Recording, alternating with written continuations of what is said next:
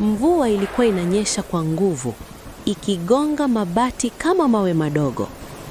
Saa ya ukutani ilionyesha ni saa 8 na dakika 11 usiku. Simu ilivibrate juu ya meza.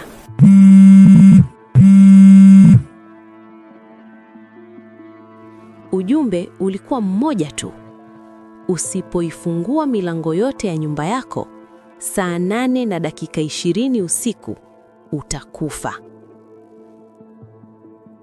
Jasho lilimtoka. Ni nani? Aliuliza kwa sauti ndogo, akituma reply.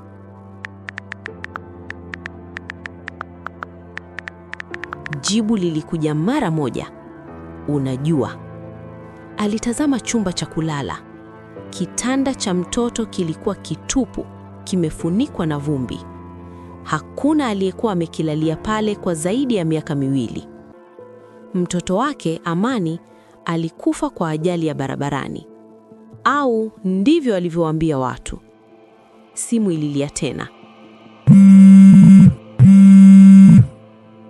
Picha ilitumwa.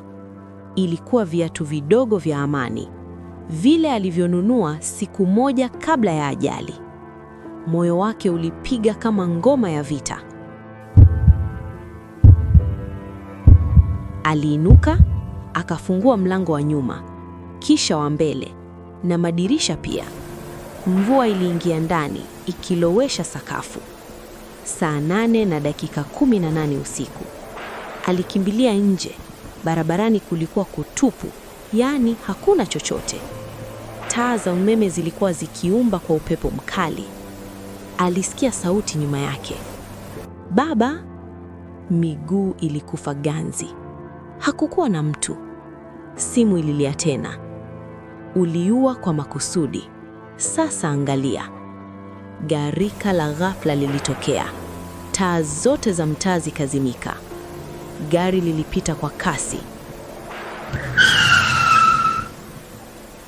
Likasimama ghafla mbele ya nyumba yake. Milango ikafunguka. Watu wawili wakashuka. Hawakusema neno. Walichimba kitu haraka pembeni ya nyumba. Saa 8 na dakika 20 usiku. Waliondoka. Kimya kikatawala. Alisogea taratibu. Chini ya udongo kulikuwa na sanduku dogo la mbao. Mikono ikitetemeka, alilifungua.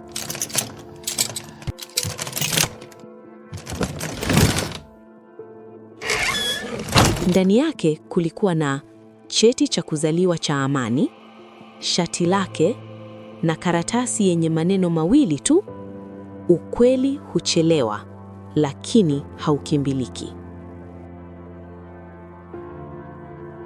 Alipiga magoti, akiishiwa nguvu. Mvua iliendelea kunyesha. Ikasikika sauti ya mlio wa risasi. Na ndani ya nyumba, saa ilisimama.